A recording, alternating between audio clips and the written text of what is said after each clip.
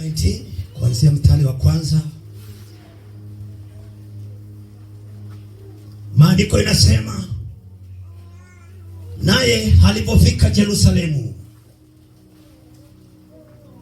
alipita katikati yake, na tazama palikuwa na mtu jina lake Zakayo, mkubwa mwenye katika watoza ushuru, naye ni tajiri. Bwana sifiwe. Huyu ni Yesu wakati alipika mji wa Yeriko. Maandiko inasema wakati alifika katika hiyo mji, akapitia katikati yake, na tazama palikuwa na mtu mmoja jina lake alikuwa anaitwa Zakayo, na alikuwa mtoza ushuru. Bwana sifiwe. Amen. Na alikuwa tajiri mkubwa katika hiyo eneo. Huyo jamaa alikuwa mwenye mali mingi, alikuwa mtu mwenye majivuno, alikuwa mtu mwenye kulinga sana, alikuwa mtu ni mkora, hakuwa na juana na Yesu. Lakini katika wakati Yesu alipofika hiyo mji wa Yeriko, akasikia sauti ya Yesu.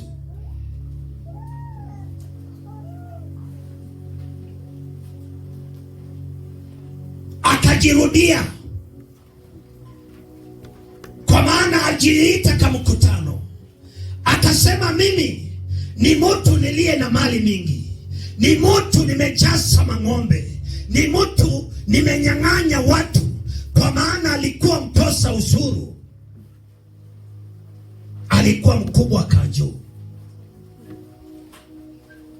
Akasema, mimi nimenyang'anya watu sana, mali niko naye ya kutosha, lakini sisaidiki. Wakati alisikia Yesu ameingia katika Yeriko, akajiita mkutano, akasema, mimi Zakayo mali niko nayo. Haleluya. Lakini Yesu siko na yeye. Akataka kujua Yesu.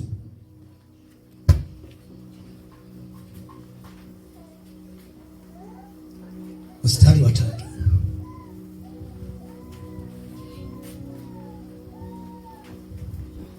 Maandiko inasema huyu alikuwa akitafuta kumuona Yesu ni mtu wa aina gani. Haleluya. Amen. Huyu ni Zakayo, alikuwa anatafuta Yesu hamjue yeye ni mtu wa aina gani, kwa maana alikuwa anasikia sauti yake, alikuwa anasikia akitajwa, alikuwa anajua, alikuwa anasikia huyu Yesu naambiangwa ni mtu wa aina gani. Akanyamaza. Wakati alisikia Yesu ameingia katika mji wa Yeriko, akajiita mkutano, akasema, siku ya leo lazima nijue huyu Yesu ni wa aina gani, huyu Yesu ni mtu wa aina gani. Ninamsikianga lakini sijawahi kumuona. Haleluya. Amen.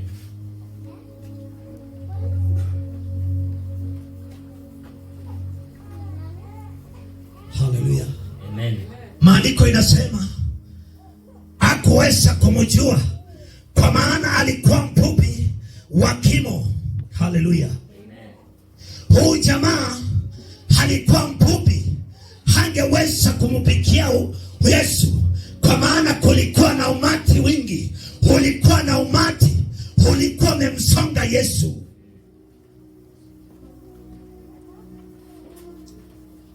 Haleluya. Amen.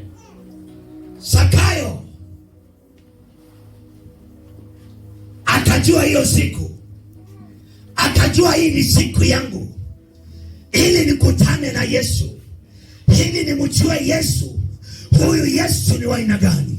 Hata kama mimi niko mfupi, hata kama umati wa watu umejaa mahali hapa, lazima siku ya leo nijue huyu Yesu ni wa aina gani.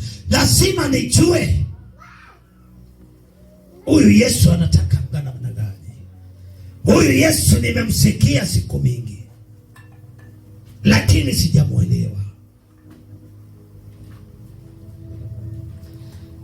Mstari wa 4. Hivyo alitangulia mbio, akapanda juu ya mkuyu, ili aweze kumwona Yesu, kwa maana alikuwa apitie hapo. Haleluya. Maandiko inasema alitangulia mbio ili aweze kupanda juu ya mkuyu, kwa maana alikuwa anajua Yesu atapitia pale. Akatimua mbio ili aweze kumkaribia Yesu, ili aweze kumuona Yesu.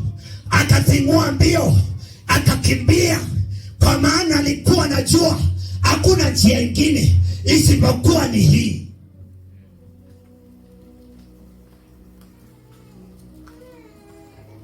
Akakimbia ili aweze kumuona Yesu. Akakimbia mbio, akapanda juu ya mkuyu ili aweze kumuona Yesu. Maandiko inasema alikimbia mbio. Wakati alijua Yesu, aliingia katika Jeriko ili aweze kumuona, na alikuwa mfupi sana, hangeweza kumuona.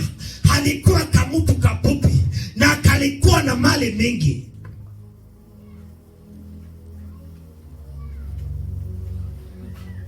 Alikuwa na mali mingi sana.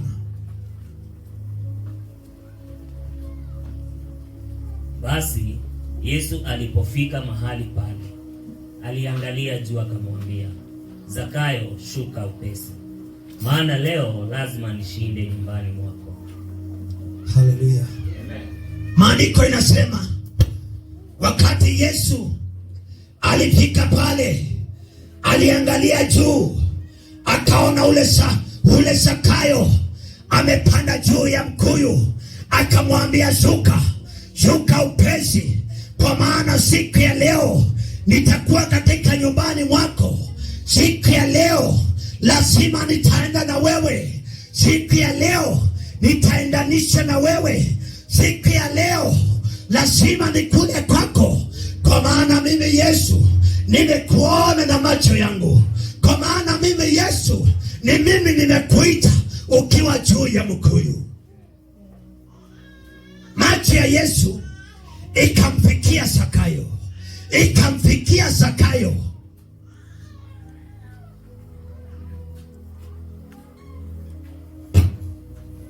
Umati wa watu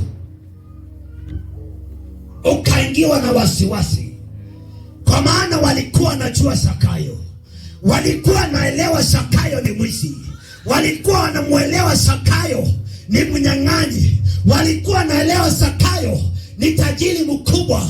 Wakaingiwa na wasiwasi, wakaulizana, ni kwa nini mwalimu anaambia Zakayo ashuke juu ya mkuyu? Ni kwa nini Zakayo anaambiwa ashuke?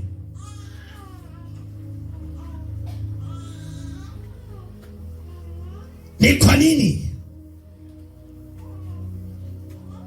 Zakayo alishuka haraka, akamkaribisha kwa furaha.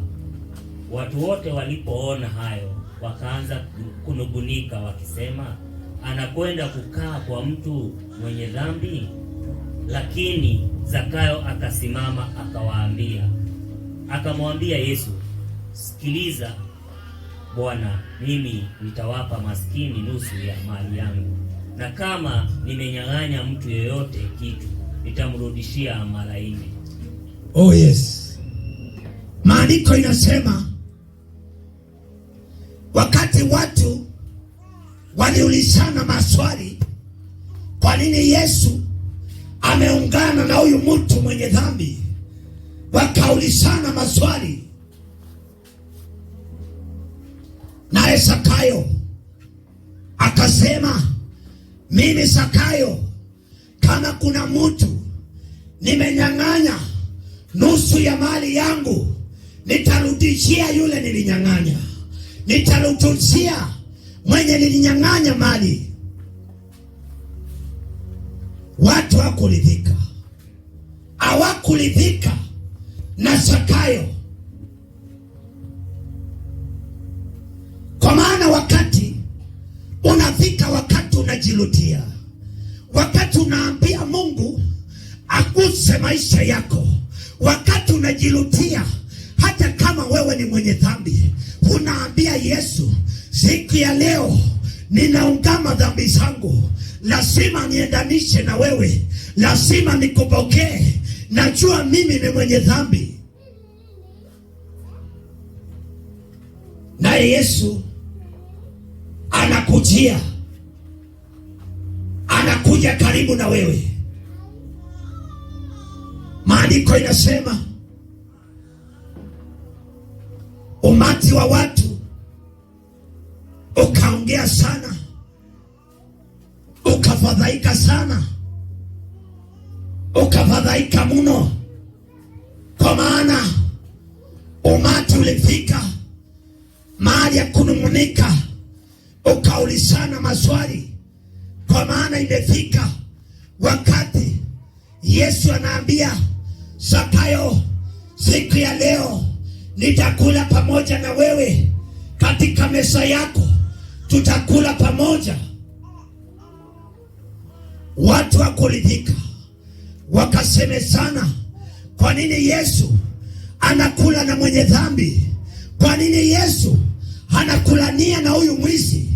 Ametunyang'anya siku mingi, ametuibia siku mingi.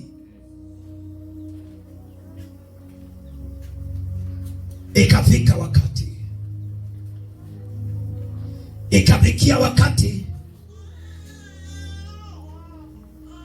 wa Yesu kuongea.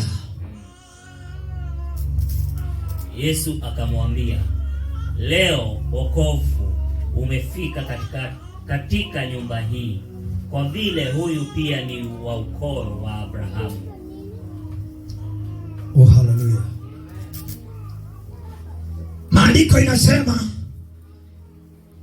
akamwambia Zakayo, wokovu umefika katika hii nyumba hii, kwa maana wewe ni ukoo wa Abrahamu, yaani ukoo ambaye ulikuwa unaitanishwa na Mungu. Yesu akamwambia, siku ya leo lazima ukombozi ufike katika nyumba yako, lazima ukombozi uonekane katika hii nyumba, lazima ukombozi upatikane katika hii nyumba, kwa maana wewe sio mtu wa kupotea, kwa maana wewe sio mtu wa kupotea. Wewe ni mtu wa nyumba ya Abrahamu, wewe ni mtu umeunganika na hii nyumba ya Abrahamu, lazima wokovu uingie katika nyumba yako. Amen. Haleluya. Amen. Zakayo akaita mkutano, akasema, mimi ni tajiri mkubwa, mimi ni mtu tajiri, lakini utajiri wangu sijui mahali nitaelekea nao. Sijui utajiri haumtukuzi Mungu. Hii utajiri niko na wao, hakuna utukufu kulia nao. Akajiita mkutano, akasema, siku ya leo huyu Yesu nasikianga, huyu Yesu namsikianga, namsikianga kitajwa, namsikianga kitajwa, kwa maana huyu Yesu sijawahi musikia. Lakini siku ya leo ninataka siku ya leo nimpokee huyu Yesu. Nataka siku ya leo hii utajiri wangu niunganishe na Yesu. Hii utajiri nilio nao nitaungawia masikini, nitaungawia masikini.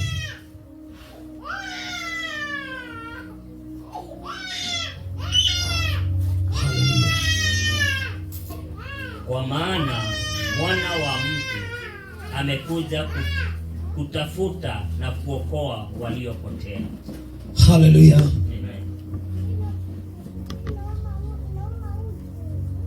Maandiko inasema, kwa maana Mwana wa Mungu alikuja kutafuta kilichopotea.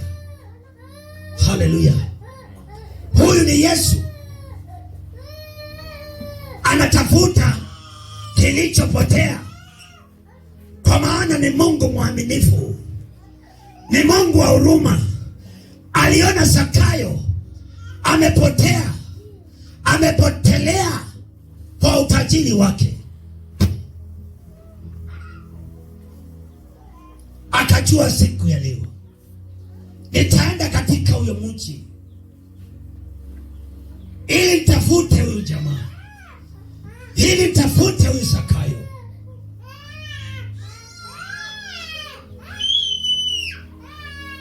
Wakati alifika huko, akaona Zakayo anataka kumjua zaidi, anataka kumwelewa, anataka kujua yeye huyu Yesu ni wa aina gani. Akataka kujua huyu Yesu anakwanga amebeba nini, huyu Yesu nasikianga anabebanga nini. Kwa maana mimi ni tajiri mkubwa, kwa maana mimi katika hii mji wa Jeriko mimi niko na usemi, mimi niko na usemi mkubwa, mimi ni mtu mkubwa, mimi ninaheshimika. Lakini huyu Yesu simujui kamwe, simujui Yesu. Akanyamaza, akataka kujua, akataka kuelewa huyu Yesu anabebanga nini, huyu Yesu nasikianga, huyu Yesu nimemsikia siku mingi, nimemsikia siku mingi, nimesikia kitajwa siku mingi. Huyu Yesu nataka kumwelewa. Mimi Zakayo ninataka kumjua, ninataka kujua zaidi. Unajua, unaweza kuwa wewe ni mwokovu, unaweza kusema mimi nimeokoka, lakini utakangi kujua huyu Yesu anasemanga nini, au utakangi kujua huyu Yesu sauti yake inasema namna gani, huyu Yesu sauti yake inatakanga kusema na mimi nini.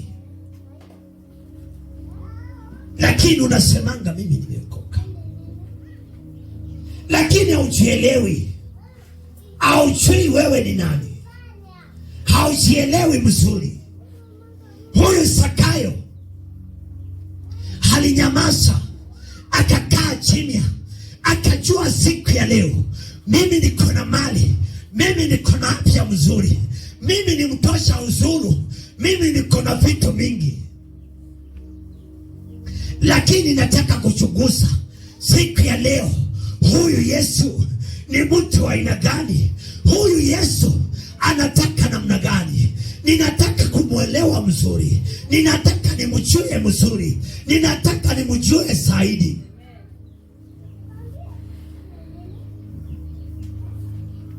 Ninataka kumjua zaidi. Haleluya. Tuende kwa hiyo kitabu hiyo Luke 13 kuanzia mstari wa 10.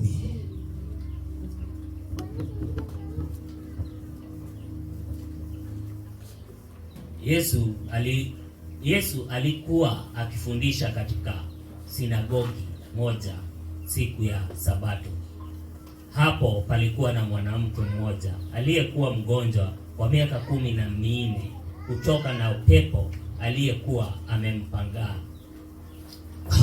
Kwa sababu hiyo mwili wake ulikuwa umepindika vibaya, hata angeweza kusimama wima. Haleluya. Huyo ni Yesu, alikuwa anafundisha katika sinagogi, alikuwa na mafundisho yake, akifundisha wanafunzi, akifundisha umati. kuhusu ufalme wa mbinguni. Katika hiyo mafunzo, maandiko inasema kulikuwa na mama mmoja, alikuwa katika hali ya kutatanisha, alikuwa amekaa, alikuwa amefungwa na pepo, alikuwa amepongwa na pepo ya kupinda mgongo yake. Alikuwa na ulemavu kwa miaka 16. Alikuwa na ulemavu wa miaka 16, lakini siku ilifika wakati Yesu aliingia katika hiyo mji, akiwa akifundisha, akiwa akielimisha watu neno la Mungu, akiwa anaelimisha watu katika ufalme wa mbinguni. Akaona mama mmoja. Yesu alipomuona alimuita akamwambia, mama, umeponywa ugonjwa wako. Haleluya. Bwana asifiwe. Yesu alipofika katika hiyo sinagogi, aliona mama mmoja alikuwa amefungwa na pepo, alikuwa amepindana mgongo, hangeweza kutembea, alikuwa amefungikana kwa miaka 16, hawezi toka nje, hawezi tembea, hawezi fanya kitu. Lakini Yesu alipofika katika hiyo mji, akaangalia mama na hilo macho yake ya huruma, akaita ule mama, akamwambia njoo. Akamuita njoo, akamuita kuja, akamuita kuja, akaita mama, akamwambia kuja hapa, kuja kwa maana nimefika, siku yangu imefika, siku imefika yako.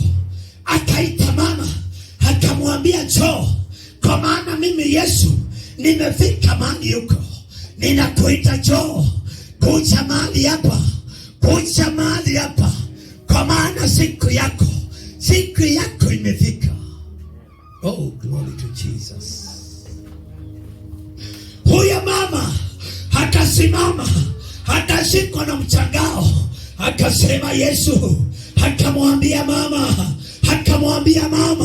mama, umepona siku ya leo, kwa maana mimi Yesu nimefika, kwa maana mimi Yesu nimefika katika hii mji wa Jeriko, nimeingia katika hii sinagogi, nimekuja kwa sababu yako, nimekuja kwa sababu yako. Unajua, unaweza pitia mambo magumu, unaweza pitia mambo ushindwe, mambo inaenda na mwana gani, unaweza pitia mambo ya kilio, unaweza pitia mambo ya madharau. Watu wanaweza dharau wewe, watu wanaweza puzi wewe, watu wanaweza ongea yako, wanaweza ongea mengi, wanaweza sema wewe hakuna kitu unajua, wanaweza ongea yako yote. Lakini Yesu anakuambia njoo, njoo mwanangu, njoo mwanangu, kwa maana mimi Yesu nimeshuka kwako, nimeshuka kwako, mimi Yesu nimeshuka kwako. Kwa maana Yesu akishuka kwako, hiyo madharau lazima itafika mwisho. Haleluya.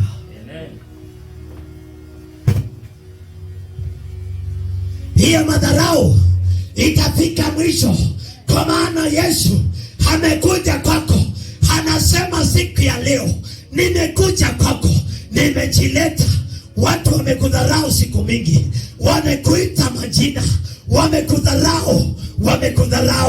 wamekudharau siku mingi, lakini Yesu anasema, akaita ule mama, akamuita njoo.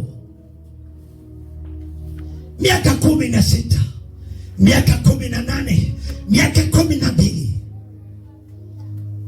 huyo mama kilia, huyo mama akipindana mgongo, akipindana miguu yake, hakuweza kutembea, hakuweza kwenda kwa duka, hakuweza kufanya kazi, hakuweza. Oh, glory to Jesus. Unaweza kuwa hakuna kitu unaweza. Unaweza kuwa hauna usemi kwako. Unaweza kuwa wanakudharau. Unaweza kuwa unalala njaa. Unaweza kuwa hauna kitu. Wanakuita mjinga. Wanakuita ujui. Lakini siku ya leo Yesu amekuja. Yesu ananena, anasema siku ya leo amekuja kwako. Amekuja kwako. Akaambia mama njoo hapa. Mama njoo, mateso yako ifike mwisho. Kilio chako kifike mwisho. Kwa maana mimi Yesu nimekuja. Mimi Yesu nimekuja kwako. Nimejileta katika hii mji. Nimejileta katika hii mji. Nimekuja sababu yako. Nimejileta katika hii mji. Yesu anaweza kuja katika maeneo yako. Anaweza kuja ili akuondolee aibu. Anaweza kuja kwako ili aibu mingi siondoke. Haleluya. Tuendelee. Akamwekea mikono na mara mwili wake ukakuwa wima tena, akawa anamtukuza Mungu. Haleluya. Yesu akamwekelea mikono, akawa wima, akaanza kumtukuza Mungu. Kwa maana uponyaji umeingia katika mwili yake. Kwa maana uponyaji umemgusa. Kwa maana Yesu amemgusa na mikono yake. Ile upinde wote ukaisha. Akasimama wima. Akasema Yesu unastahili. Akasema Yesu kweli nimekuwa mzima. Akatukuza Yesu kwa maana amekuwa mzima.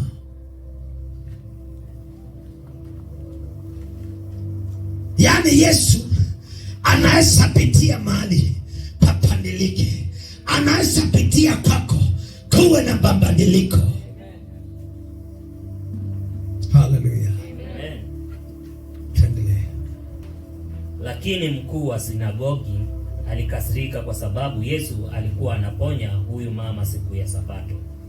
Hivyo akawaambia wale watu waliokusanyika pale, nazo siku 6 za kufanya kazi. Basi fikeni siku hizo mkaponywa magonjwa yenu, lakini msije siku ya Sabato. Haleluya. Bwana asifiwe. Maandiko inasema mkuu wa Elia hiyo akakasirikia Yesu. Akasema lazima siku 3 natangaza watu wakuje na waponywe. Kwa maana mimi ni Yesu. Mimi ndiye kusema katika Elia hii. Enda utangazie watu katika hii kijiji yote. Wakuje katika hii maeneo. Wakuje katika hii mji wa Jeriko. Kwa maana mimi sitoki hapa. Kwa maana mimi nahudumia watu waponywe siku 3. Hakuna watu watanitisha. Hakuna pitisho mtanitisha. Kwa maana mimi ni Mungu. Nitahudumia watu. Nitaponya watu. Nitaongea na watu. Nitawaponya. Kwa maana siku 3 sitatoka hapa. Watu lazima wapokee uponyaji. Lazima watu wafunguliwe. Lazima watu wapokee nguvu za Mungu. Huyo ni Yesu. Alikuwa anaongea. Alikuwa na tasasamu. Alikuwa anaongea na watu. Kwa maana kulikuwa na watu wengi. Kulikuwa na umati wengi. Hata wale walikuwa na mdha yake Mungu walikuwa katika hiyo umati. Haleluya. Amen.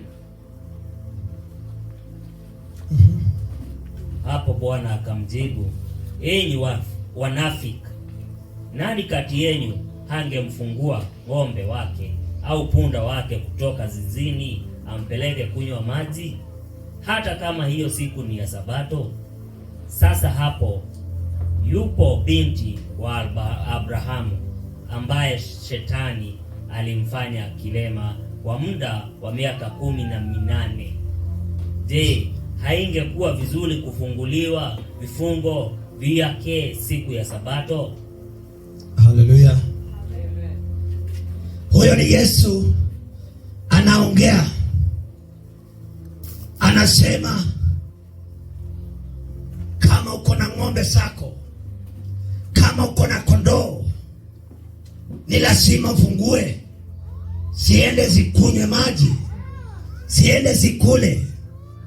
Alikuwa anauliza hao Mafarisayo, hao wadhiaki wake, akawaambia hii siku munaona nimefanya makosa kufungua huyu mbindi wa Farao, huyu binti, kwa nini nimefungua? Anamuuliza, wanaulizana, amekonjeka miaka 18 na hakuna kitu mliwahi mfanyia. Aliteseka hiyo miaka yote mkiwa na yeye hapa, aliungua hiyo miaka yote, miaka 18 mkiwa na yeye hapa, na hakuna kitu mmemsaidia nayo. Haleluya. Amen. Mstari wa chini. Alipokwisha sema hayo, wapinzani wake waliona aibu, lakini watu wengi wote wakajaa furaha kwa sababu ya mambo yote yaliyotendeka. Haleluya. Wapinzani wake wakaingiwa na hofu, aibu kubwa. Lakini wote wale wanafunzi wake na wale walikuwa wanamjua Yesu, wale walikuwa wanajua matendo ya Yesu, wakaingiwa na furaha, wakapiga makofi, shangwe na nderemo, wakasema Yesu anastahili sifa, Yesu anastahili sifa. Wakaingiwa na furaha katika hiyo mji kwa matendo ya Yesu. Tuendelee. Yesu akauliza, ufalme wa Mungu unafanana na nini? Mtaulinganisha na nini? Ni kama mbegu ya haradali iliyotoa mtu mmoja na kuipanda shambani mwake, ikaota na kukua mti. Ndege wa angani wakajenga viota vyao katika matawi yake. Oh yes. Glory to Jesus. Huyo ni Yesu anauliza ufalme wa mbinguni anaufananisha na nini? Akasema anaifananisha na ile mbegu ya haradali ambayo unaichukua unaipanda katika shamba, inakuwa mti mkubwa, unaanza kutoa maua ya kupendeza, unaanza kutoa mbegu mzuri, unaanza kutoa ile matunda mzuri, ile mti inakuwa kubwa, inatoa matunda tamu. Glory to Jesus. Yaani sisi tunafananishwa na hiyo mti, mbegu yake ni kidogo, lakini ikichukuliwa ipelekwa katika ile shamba imenona, inatoka ikiwa na nguvu, inatoa mti mkubwa. Yaani ndege wa angani wanaanza kujenga zile manyumba, inaona kweli hii nyumba inastahili, hii nyumba inastahili, wanajenga ile mti, inaanza kutoa matunda mazuri katika kanisa. Amen. Haleluya. Amen. Wewe unatoa matunda mazuri, jiulize. Sisi ni kama hiyo mbegu, ni kambegu kadogo.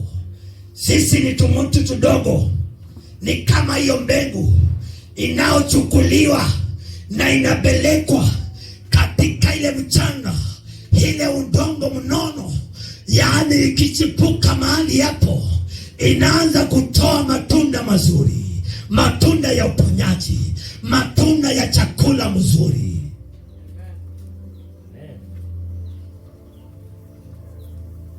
Watu wajiangalie, tunafananishwa na hiyo mbegu. Sisi ni kama hiyo mti. Hiyo mti ilipandwa chini na ikatoka ikiwa na nguvu.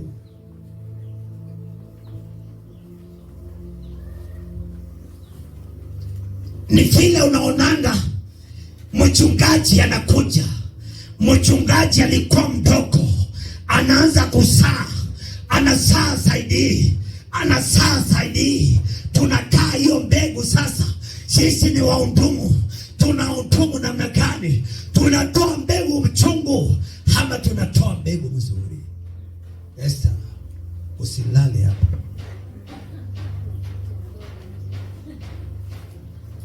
Huyo ni kijana wangu umeshika. Tulimtoa mbali, hatukulala siku hiyo. Haleluya. Saa 8 ya usiku. Haleluya. Amen. Tunafananishwa na hiyo mbegu. Tunafaa kutoa matunda mazuri. Wakati Mungu anakupanda mahali, toa ile matunda mazuri. Unajua, saa zingine sisi ni watu wa kushangaza.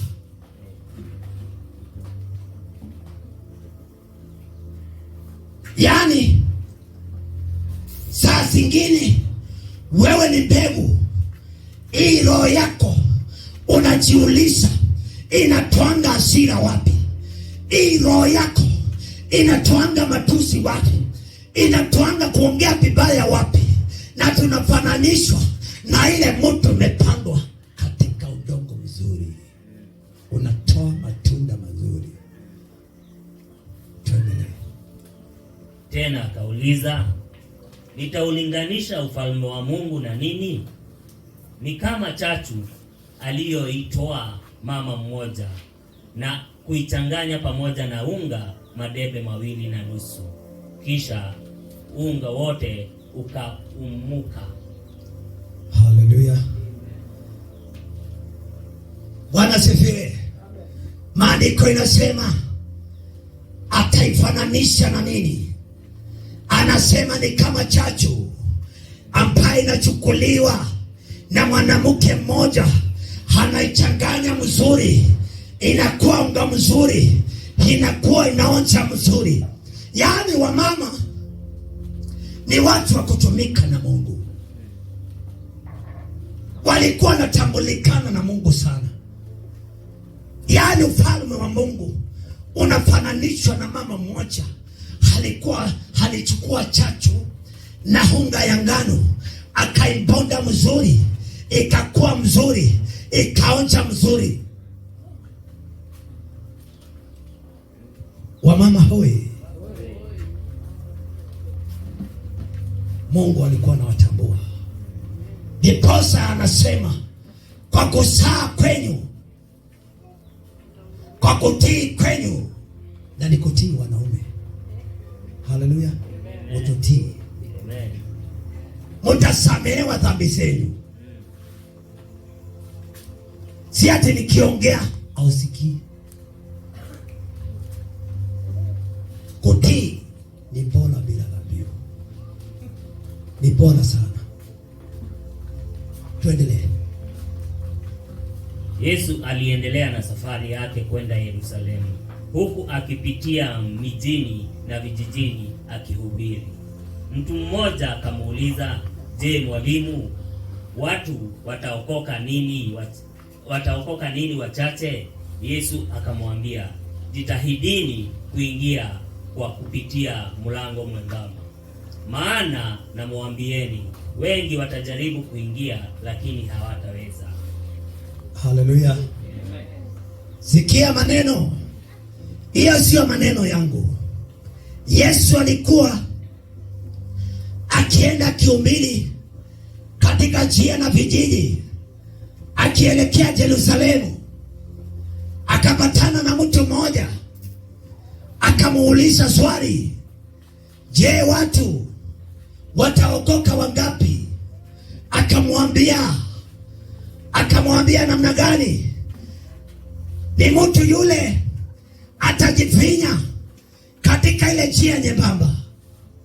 Ile njia nyembamba.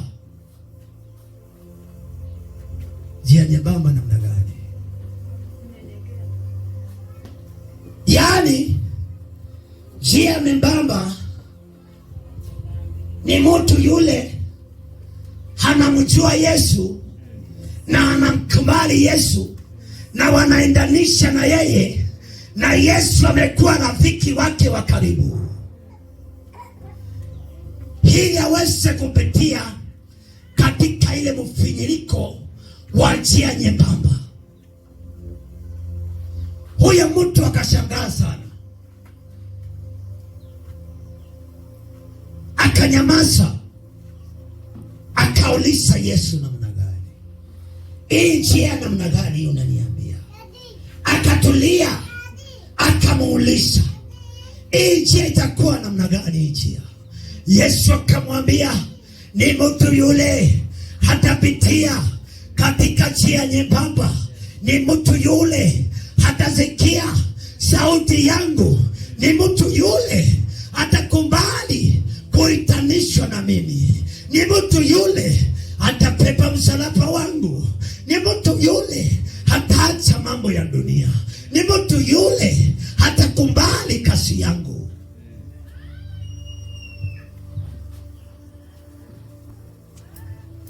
Huyo ndio ataweza kupitia katika ile mlango. Huyo ndio ataweza kuongozwa na Mungu. Huyo ndio ataweza kushika mkono na Mungu. Huyo ndio ataweza kuendanisha na Mungu.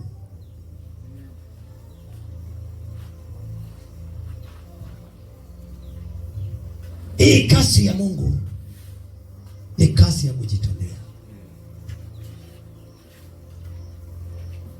Ni kazi ya kujitolea. Sio kazi naweza kukulipa.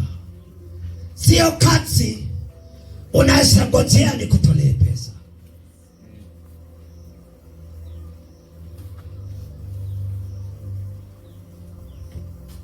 Nashukuru Mungu kwa watu wale huwa wanajitoa kwa kazi ya Mungu. Mtu wa Mungu akajitoa, akatuwekea mapati pale.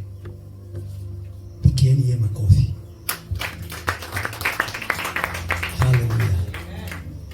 Kulikuwa kunanyesha, mnakimbiza ndoo hapo, lakini Mungu akangusa mmoja wetu, akasema mtanyeshewa tena.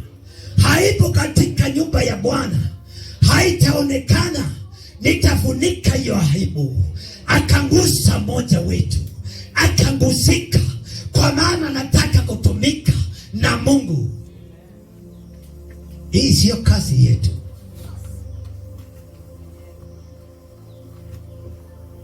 Tumekaa, tumechanga, lakini hatujawahi fikia hapo. Lakini Mungu akamtoa mbali, akiwa na uzito, akiwa anasema nitamfanyia Mungu kazi. Hata kazi ni aina gani, hata kama sina pesa, lazima nifanye kitu, lazima nifanye kitu katika nyumba ya Bwana. Lazima. Mungu akamnyoshea mkono, wewe ndio utatumika. Sio Pastor Joseph. Hapana. Kwa maana Mungu anaweza kumpatia mzigo. Uona mtu huyo ako na hiyo mzigo, amebebeshwa mzigo. Pastor ana mzigo, hajabebeshwa, ako shughuli zake. Wewe beba mzigo wako. Kama ni mabati, wewe nunua, jengea Mungu.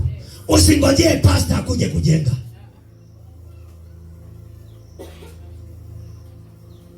Mimi naweza enda Nairobi, Mungu anitume Nairobi, anipatie shughuli. Kwa maana Mungu kuna mtu ameamulisha aingie katika hiyo mwanya hiyo, yeye ndio ataingia hapo, na hakuna kujipinda, hakuna kwenda kando. Wewe ndio umemulikwa, wewe ndio utafanya hiyo kazi, hakuna mwingine. Nilienda nikakuta amejichafua na matope, nikamuuliza tutaenda. Haleluya! Lakini Mungu ni nani? Akasema lazima hiyo kazi ya Mungu lazima nitaifanya, hata kuwe namna gani, hata kuwe ni mimi niko na watoto, hiyo kazi nitaifanya.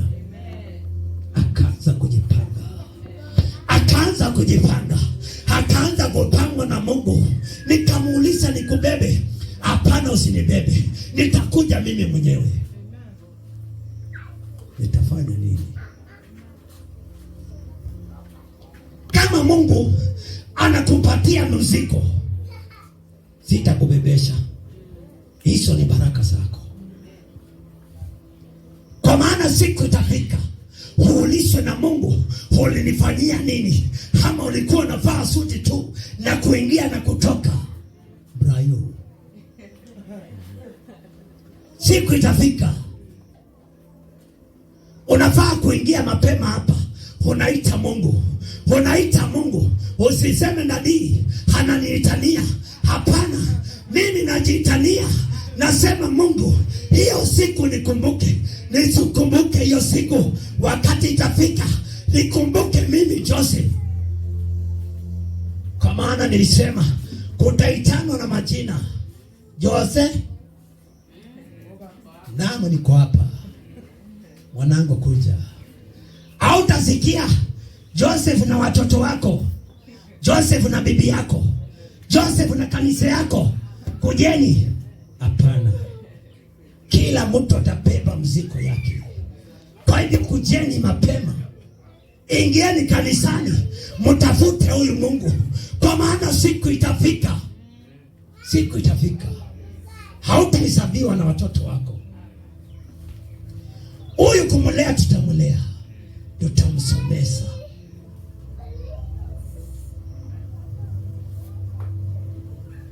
Lakini kuna siku moja itafika, watu watakuwa wamekaa chini wakingojea sauti ya Mungu, naye Mungu ako pale na kitabu, anauliza, Jo, ulifanya nini? Ulinifanyia nini? Ulifanya kazi gani? Ulifanya katika hiyo huduma nini? Ulifanya nini? Yesu aseme kuja, Jo hapa, ulinifanyia kazi mzuri, nilikuona ulifanya kazi mzuri. Jo mwanangu, umeshinda haya. Kuja nikupanguse machozi, kuja nikupanguse, kwa maana umepitia magumu.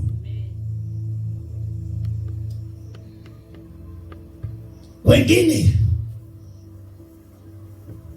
watakuja wataambia, Bwana, nilikuwa mhubiri, nilikuwa ninatoa mapepo kwa jina lako, nilikuwa napukuza kila mapepo, nilikuwa nawapemea, nilikuwa naponya magonjwa, nilikuwa naombea watu, nilikuwa mhubiri mkubwa, nilikuwa natangaza habari, nilikuwa naimba, nilikuwa mwimbaji mkubwa. Yesu atakuwa katika mlango. Yesu atakuwa katika mlango, akiangalia ni nani? Ni nani huyo? Ni nani huyo?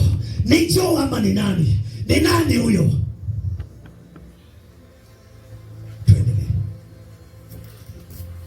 Wakati utakuja ambapo mwenye nyumba atainuka na kufunga mlango. Nyinyi mtasimama nje na kuanza kubisha mlango, mkisema, Bwana, tufungulie mlango. Lakini yeye atawajibu, simjui mmetoka wapi? Haleluya.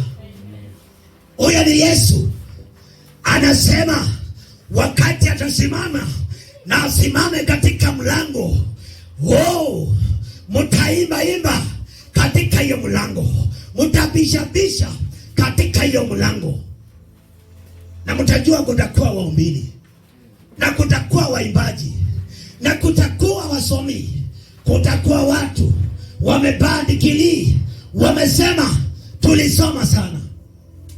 Mimi nilikuwa msomi, lakini Yesu anasema mwenye nyumba atasimama na afunge mlango. Je, wengi watalia na kushaka meno yao, wengi watanung'unika, wengi watalia na kuumanisha meno zao, wakilia vile walifanyia Mungu, wakalialia, watalia siku zote. Watafunguliwa mlango.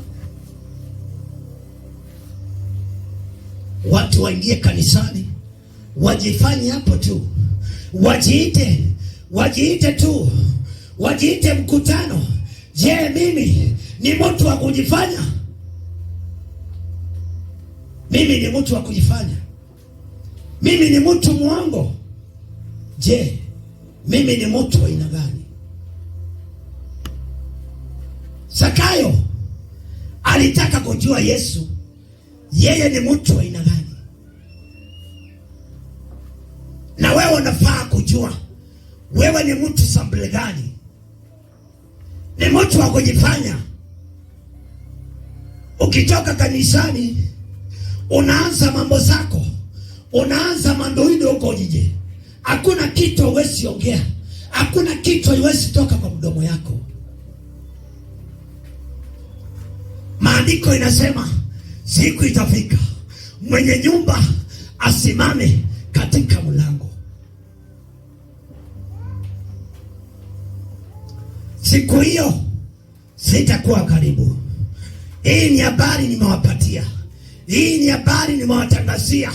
Mujipange sawa sawa, mujifae viatu, mufae viatu zenyu na ngome zenyu, mujifunge mchipi, mufae ngao zenyu, mujukue mikuki yenu.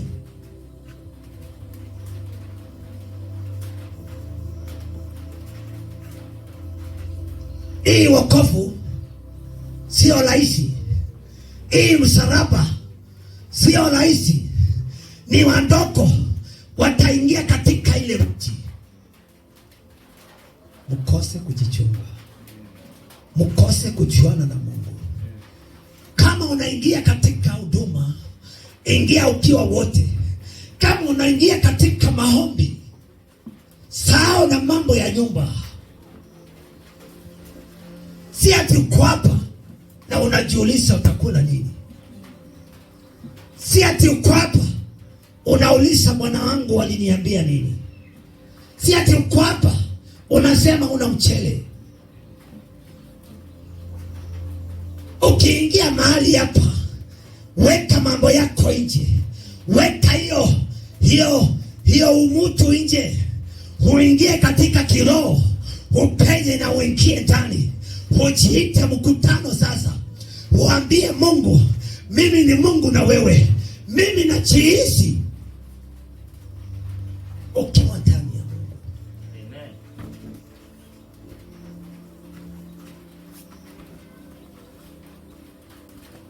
Usiingie ukiwa mtu wa kawaida. Usiingie ukiwa umebebanisha mambo. Hapa ni mahali pa kukutana na Mungu. Hapa ni mahali pa kuita Mungu. Hapa ni mahali pa kuitanisha Mungu. Hapa ni mahali pa kutukuza Mungu. Unaweka mashida yako chini. Unaweka mambo umepitia chini.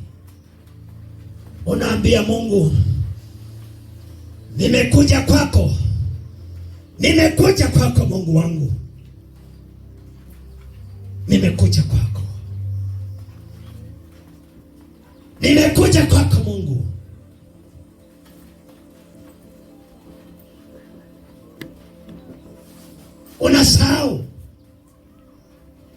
unasahau na mambo ya kwako, ili uweze kuongea na Mungu, ili uweze kukaribia Mungu.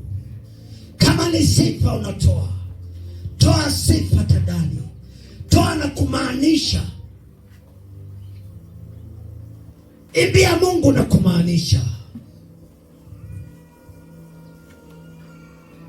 Ingia katika chumba chako cha ndani, utoe sifa zile za ndani,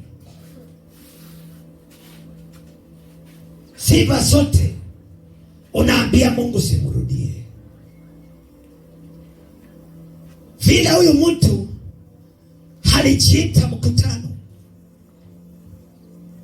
akasema kweli mimi ni mtu mfupi, mimi siwezi kupikia Yesu, mimi siwezi kumuona Yesu.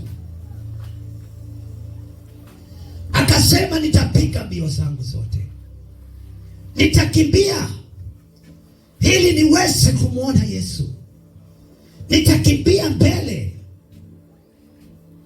ili niweze kukutana na Yesu. Huyu Zakayo hakuwa mtu wa kawaida, ajiita mkutano. Akasema siku ya leo nataka nimuone Mungu, nataka nimuone Mungu. Ingia hapa asubuhi na mapema. Vile Zakayo alikimbia, kimbia kanisani, kimbia mahali ya pabio, ili uweze kumuona Yesu, ili uweze kukutana na Yesu, ili uweze kuona huyu Yesu ni wa aina gani. Kimbia mbio, ingia katika huduma. Kimbia mbio, ingia katika maombi, ili uweze kujua Yesu zaidi. Zakayo alikimbia mbio,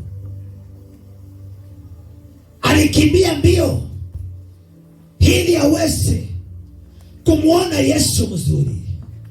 Na huyu jamaa akapanda juu ya mkuyu ili amuone Yesu, hamtazamie Yesu, hamtazame Yesu, hamtazame Yesu. Kimbia mbio, ingia katika huduma, ingia katika kanisa, ili uweze kumuona Yesu. Hata kama wewe ni mfupi, Yesu atakuona. Aliona Zakayo, akamwambia Zakayo shuka. Akamwambia Zakayo, Zakayo, nimeona shida zako, nimeona shida zako Zakayo. Leo nimeona shida zako, nimeona umekimbia mbio, nimeona ukikimbia mbio, umeingia kanisani, umeingia kanisani, umeingia kanisani. Nimekuona. Yesu akamwambia Zakayo, shuka chini, kwa maana mimi nimekuona. Kwa maana siku ya leo ukombozi utapatikana katika nyumba yako. Oh Yesu anasema siku ya leo ukombozi utapatikana katika nyumba yako,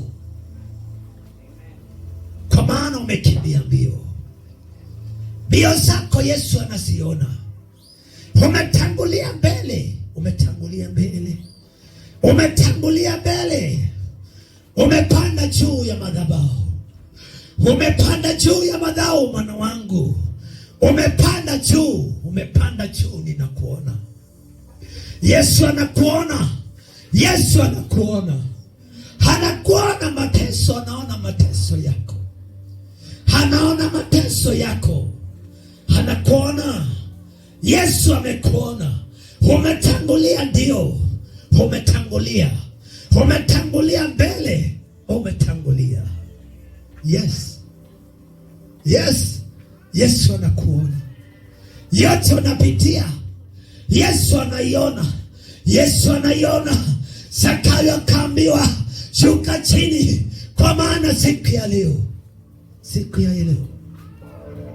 Siku ya leo nitakula na wewe. Siku ya leo nitakula na wewe. Ukombozi utapatikana kwako. Ukombozi utapatikana kwako.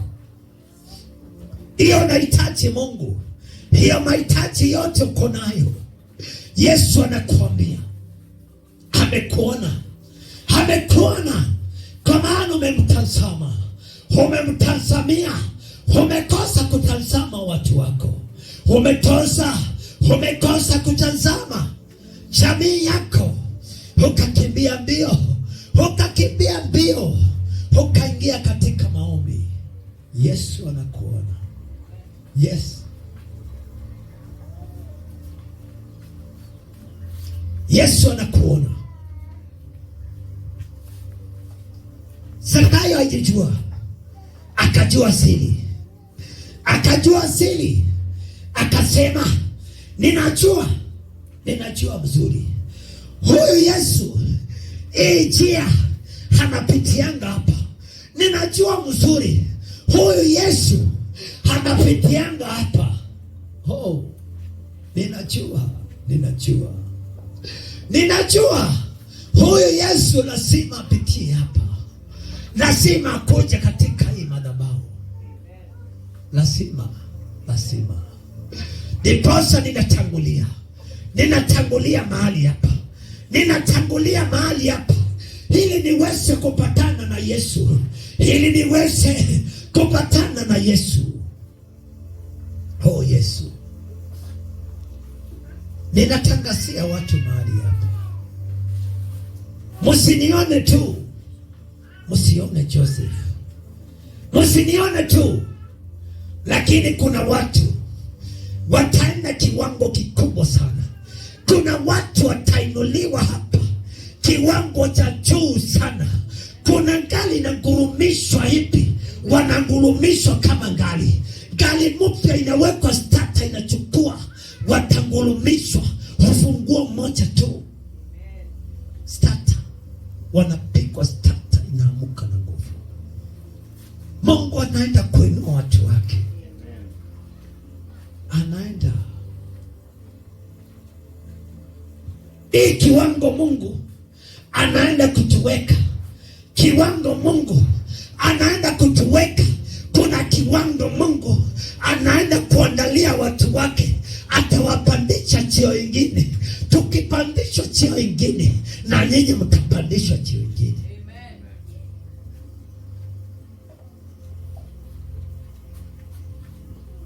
Haleluya. Bwana Yesu asifiwe. Kuna Mungu.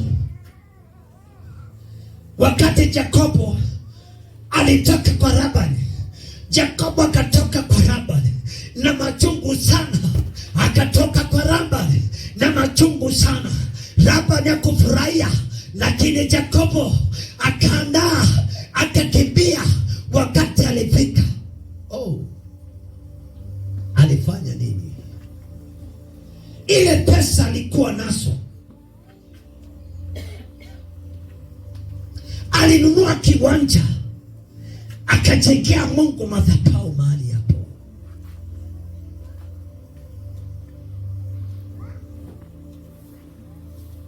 Madhabahu ya Mungu. Siku ya leo tujengee Mungu madhabahu katika roho zetu, tujengee Mungu madhabahu, kwa maana Mungu anatumia watu wake, watu wa Mungu. Tumjengee Mungu madhabahu.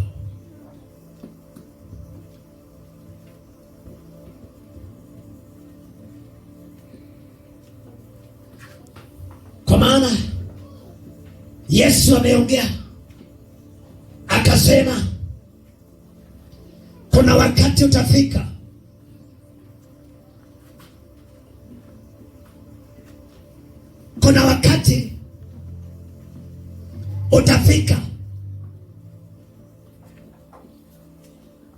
Yesu asimame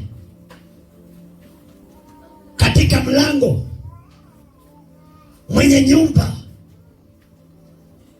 asimame katika mlango. Je, siku hiyo utakuwa wapi? Siku hiyo utakuwa wapi?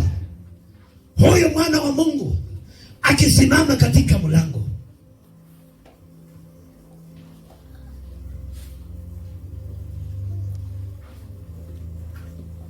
Maandiko inasema kutakuja watu wa aina mingi. Kuna watu watalilia katika hiyo mlango. Kuna watu watapisha katika hiyo mlango, lakini mwenye nyumba atawafungulia, naye ni Yesu. Utajaribu kujitetea, utashindwa.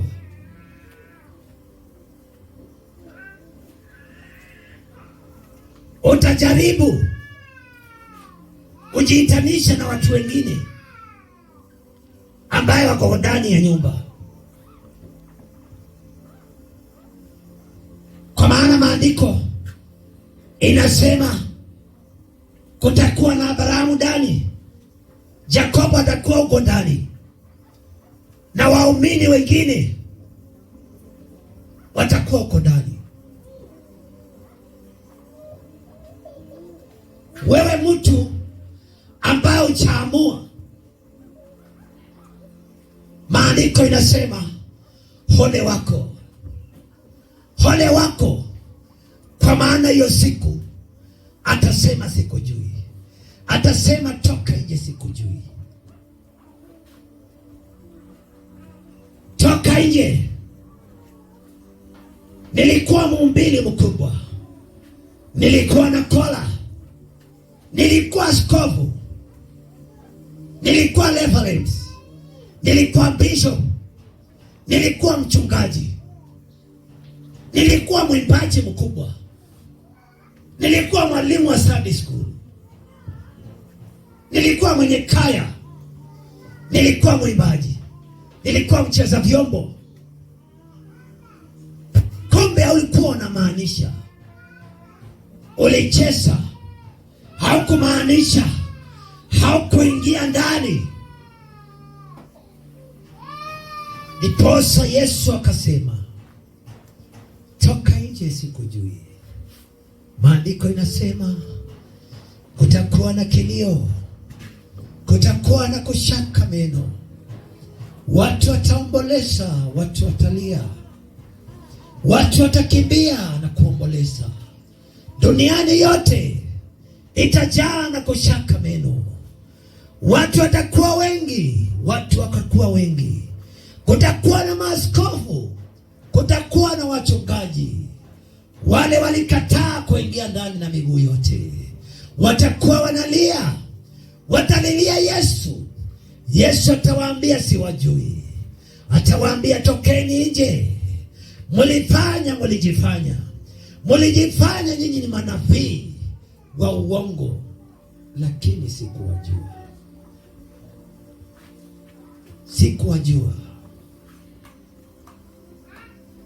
Wacha siku ya leo tuambie Yesu atusaidie na tushike mkono, ili tuweze kuingia ndani, ili tuweze kuingia ndani yake. Hatushikilie tusibanduke, hatushikilie tusitoroke, hatushikilie tusitereshe kamwe, ili tuweze kuendanisha na yeye, ili siku hiyo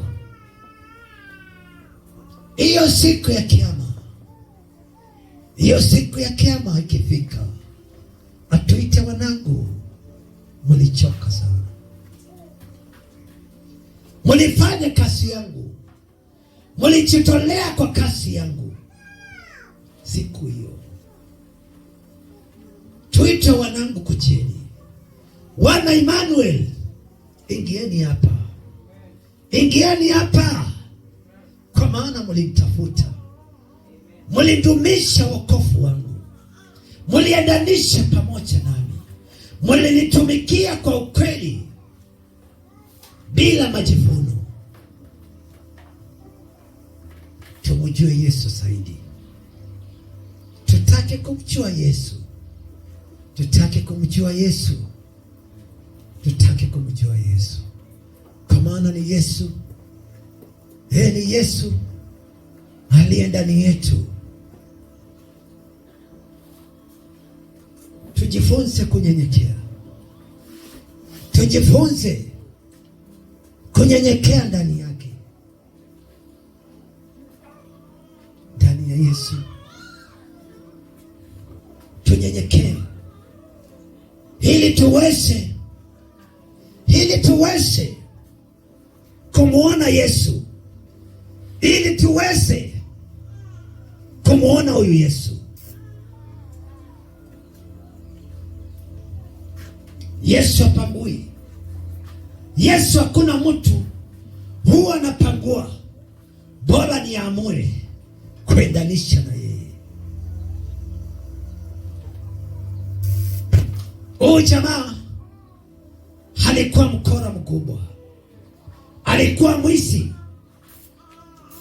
mwizi mkubwa,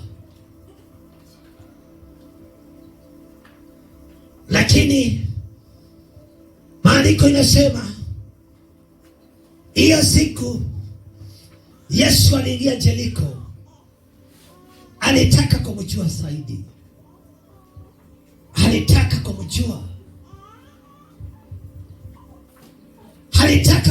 zaidi, alitaka kumjua. Akaweka mambo yake chini yote. Alikuwa na manyumba makubwa, alikuwa na ng'ombe mingi, alikuwa na magari, lakini hiyo siku alitaka kujua Yesu, alitaka kumjua zaidi, kwa maana alikuwa anamsikia, alikuwa anasikia kitajwa. Akasema, siku ya leo nataka nimuone Yesu, nataka nimuone Yesu. Haijalishi kama mimi ni mkora, haijalishi kama mimi nimenyang'anya watu mali zao, haijalishi, lakini siku ya leo nataka nimuone Yesu, nataka nimuone Yesu. Akapanga safari yake mwenyewe. Akupanga na jamii yake, akupanga na watoto wake. Yeye ndiye aliamua, akasema, mimi peke yangu ninajiita mkutano, siiti watoto wangu wala bibi yangu wala mali yangu, siiti, nitajiita mkutano. Akasema, ninataka Yesu nimuone siku ya leo.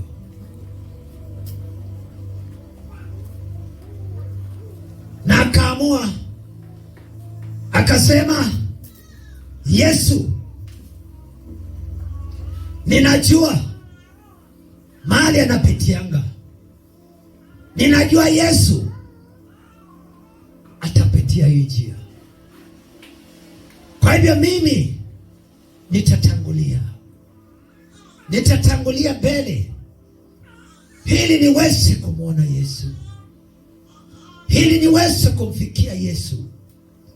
Haijalishi watu ni wengi mahali hapa, haijalishi umati ni wengi, wenye wako na Yesu ni wengi sana, lakini mimi nimeamua nitangulie Yesu ili nimuone mzuri, ili nimuone mzuri.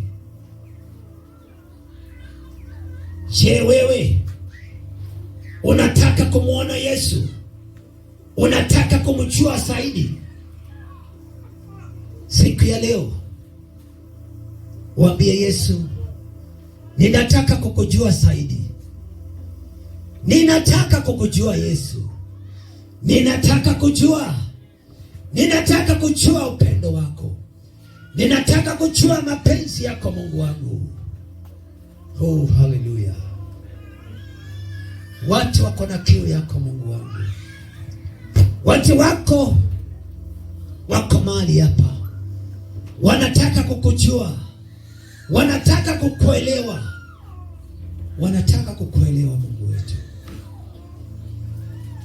Asante Mungu, maana yeye ni Mungu wa ajabu.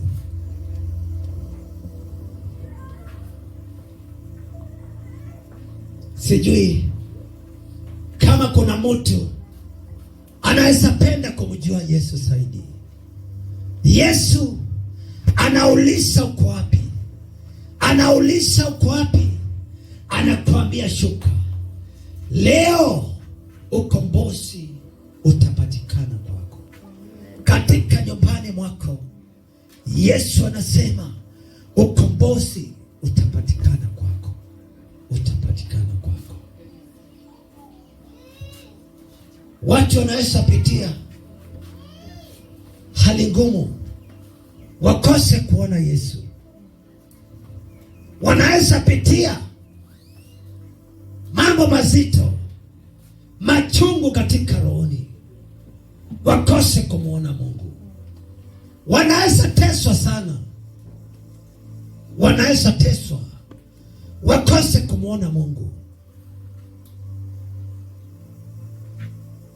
Lakini Yesu anasema shuka chini.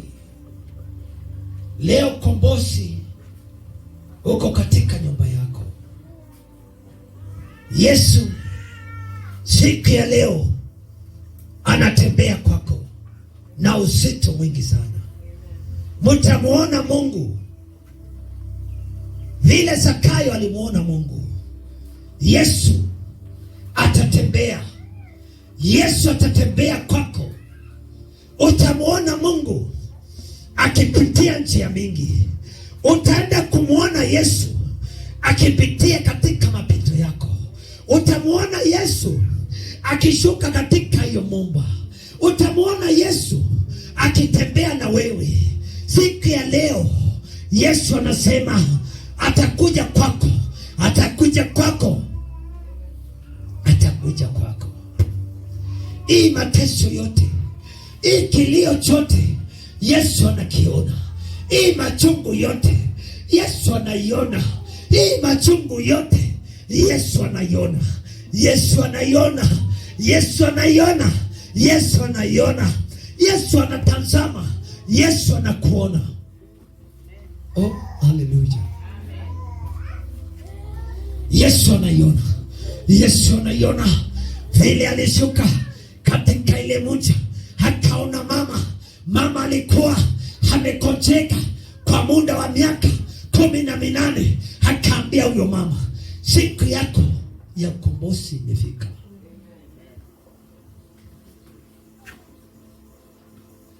Alitazama mama akiwa na machungu, akatazama mama na macho yake ya huruma, akamwambia, ninajua mama umepitia mambo magumu. Ninajua mama umeteseka muda mrefu, umeteswa na huyu pepo kwa miaka mingi sana. Lakini Yesu nimekuja. Yesu nimekuja katika hii mji.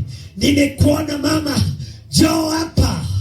Oh, Yesu akaita huyo mama na huruma mwingi sana. Yesu akaita huyo mama. Yesu akaita huyo mama. Huyo mama alikuwa ameteseka. Alikuwa ameteswa. Hii pepo ilikuwa imepinda yeye. Imepinda yeye mwili wake wote. Huyo mama aliteseka. Haleluya, hiyo miaka yote. Haleluya, Mungu. Hakalilia Mungu. Hakauliza siku ni gani? Hii siku itafika siku gani? Hii siku itafika siku gani? Nimeteseka muda mrefu. Nimelia siku mingi. Oh. Mama kalia hiyo miaka yote, hakalilia mama, hakalilia Yesu. Lakini Yesu wakati aliingia tu, aliingia Jeriko, aliingia Jeriko, aliingia Jeriko akiwa na machungu. Yesu akamwangalia, akamuona, alimuona, akamwita mama, nimekuona, nimekuona. Mama njoo, mama njoo. Oh. Oh, Yesu, Yesu, Yesu, Yesu mwana wa Mungu. Yesu ameshuka, ameshuka.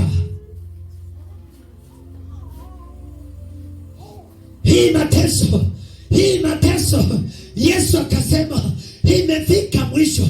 Hii mateso yote,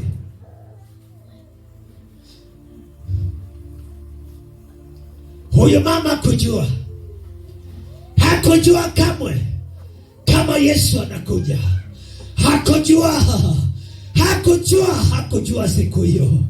Hakujua siku hiyo kama Yesu atakuja.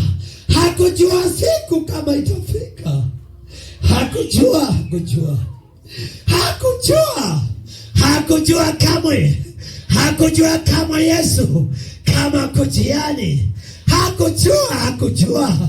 Lakini siku ikafika.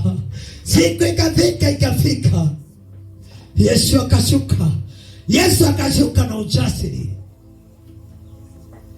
Kwa maana kuna watu walikuwa na mpinga.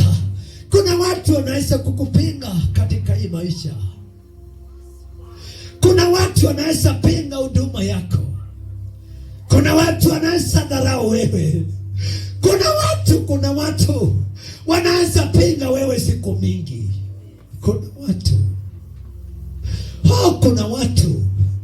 Kuna watu hawakuelewi. Kuna watu hawajui umebeba nini. Kuna watu hawajui kama umebeba Mungu mkubwa. Oh, Yesu akashuka. Kwa maana kulikuwa na mapigano.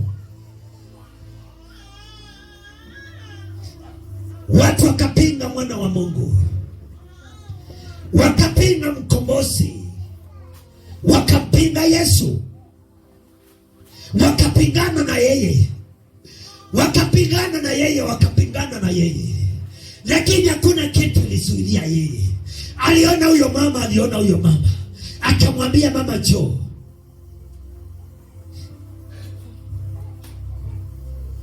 Akaambia mama, nimeona umeteseka kwa miaka 18. Miaka 18 ukiwa unalia. Miaka 18 ukiwa umekosa chakula. Miaka 18 ukiwa unateseka. I know,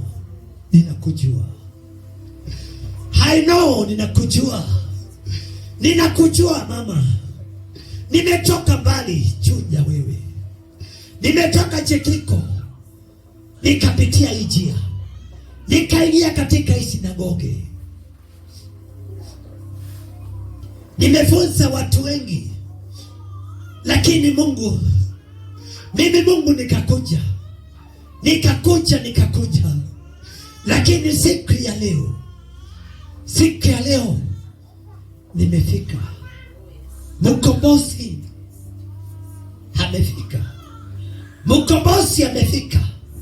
Mkombozi wako amefika.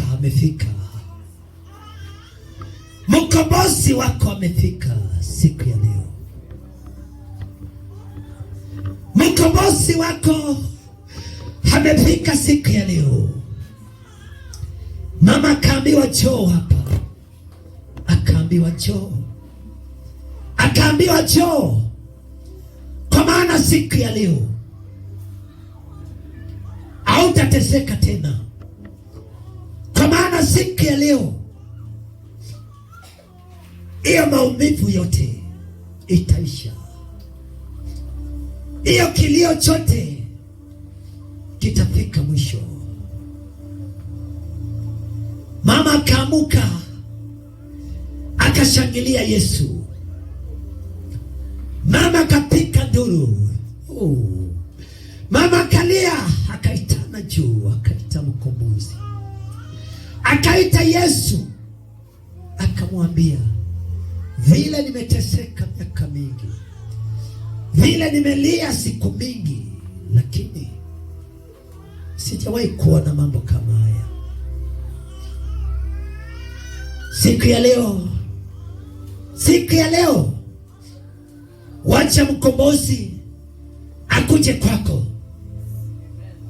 Yesu ameshuka, anaelekea kwako. Yesu hako njiani. Yesu ako njiani.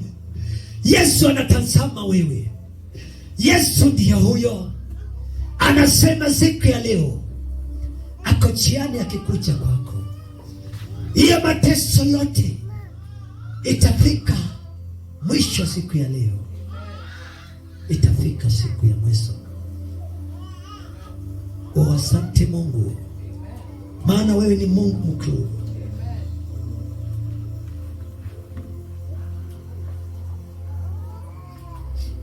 Asante Mungu, maana Bwana wewe ni Mungu na hakuna kama wewe. Mungu wetu Baba, umetutoa mbali na tutajua Mungu utaenda mbali. Mungu wetu utatupeleka mbali. Mungu wetu ni asante kwa neema zako.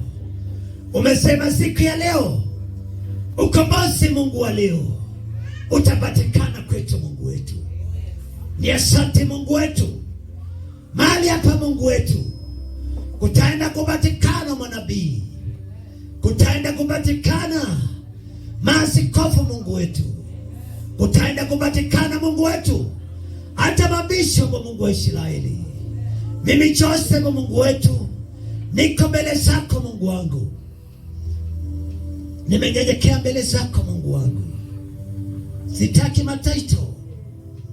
mataito, lakini Mungu nataka niitanishwe na wewe. Mungu wangu, watu wakiniona, Mungu wangu, waone Mungu mkubwa, waone Mungu mahali ametutoa mbali, ametutoa chini Mungu. Lakini Baba, tunakulilia Mungu wetu, tunanyenyekea katika miguuni yako Mungu wetu, ili Mungu kaweze kutuinua, ili Mungu kaweze kuendanisha pamoja na sisi. Mungu wetu, sisi watumishi wako Mungu wetu, asante Mungu kwa neema zako. Asante kwa utumishi wako Mungu wetu. Asante Mungu kwa maana Mungu utaenda kuinua watu mahali hapa Mungu wetu. Mungu wa hii madhabahu, Mungu ataenda kushangaza watu Mungu wetu. Kuna watu watatoka mbalimbali wakuja wapokea uponyaji mahali hapa. Kuna viwete sitaongea, kuna viziwi sitaona. Kuna watu watatembea kwa ajili yako Mungu wetu. Ni asante Jehova. Asante kwa mcheza vyombo. Bwana ni kijana Mungu, ulimuleta kwa kusudi kwema. Sijawahi kuona kijana mnyenyekevu kama huyu. Ananga kiburi, ananga majifuno. Bwana Yesu, maisha yake naiweka mikononi yako Mungu wetu. Bwana Yesu, namjua zaidi. Sisi hatumjui, lakini Mungu namjua. Neema yako Mungu ikamshike mkono Mungu wetu. Namwekea vuli wa damu Yesu Kristo, kusiwaionekana mlima kati yake Mungu wetu.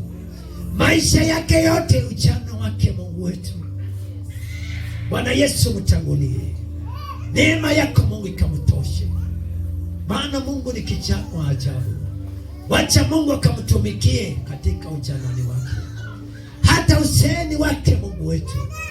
Bwana Yesu atakutumikia, kwa maana Mungu anajitwanga na anajituma Mungu wetu. Asante Emanueli, wewe ni Mungu uliumba mbingu na nchi na ukaumba vitu mingi. Mungu wetu, hatujui ulitoka wapi, hatujui Mungu ulitoka wapi Mungu wetu, Wewe ni Mungu wa kushangaza. Hauna rafiki, hauna ndugu yako. Mambo yako ni mambo makuu na ni mambo makubwa. Tunakuogopa Mungu wetu. Hii madhabahu Mungu wetu tumeiweka wakfu. Tumeiweka wakfu. Wowote atakaye kanyanga mahali hapa, hawe anapokea uponyaji, hawe anapokea nguvu zako. Maana Mungu, tunajiitanisha na jina lako. Asante Mungu wangu. Wewe ni Mungu mkuu. Wewe ni Mungu milele. Asante Jehova. Asante Mungu wangu. Pokea sifa na utukufu. Kwa jina la Yesu tumeomba na kuamini. Amen. Amen. Asante Mungu.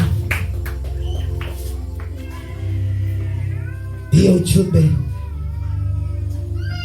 itafika hapo siku ya leo. Bwana Yesu atukuke.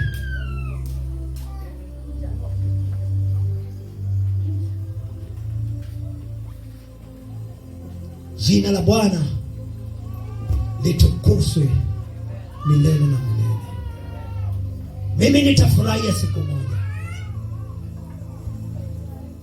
Siku moja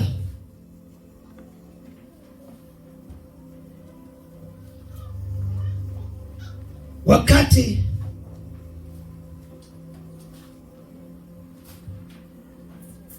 haya majina itaitanwa, nitafurahia sana wakati nitawaona katika hiyo kiwango. Kukiitana jina kwenda ile ingine, na hata watoto wako wanaitwa katika hiyo jina, katika hiyo kitabu. Unasikia watoto wako wanatajwa, unasikia jamii yako inatajwa hapo. Hiyo itakuwa furaha kubwa. Ndio tunawapenda watoto, ndio tunawaombea, lakini wafae viatu za huduma, wafae viatu za huduma.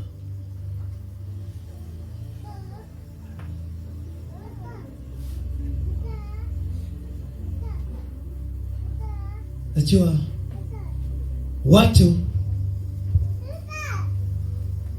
watu ni aina mingi kama manguo. Haleluya. Vile unaendanga unaona hii nguo ni aina hii, aina hii, aina hii. Watu ndivyo walivyo. Kila mtu ajitambue kama amevaa nguo ya Yesu ndani yake. Tujivalishe hiyo juu, hiyo nguo tujivalishe. Asante Mungu. Bwana wabariki na watende mema jamii zenyu, watoto wenu. Bwana wabariki. Na hata mgeni wetu, Bwana mbariki sana. Hiyo ni baraka kubwa. Tuko na mtu wa kutoka Burundi. Hiyo ni neema kubwa. Ule Mungu aliye huko, yeye ndiye yuko hapa. Kwa hivyo Mungu wetu ni mkubwa. Bwana bariki wa kijana, maisha yake hiwe ya baraka. Asante Mungu. Nakaribisha pastor. Karibu sana.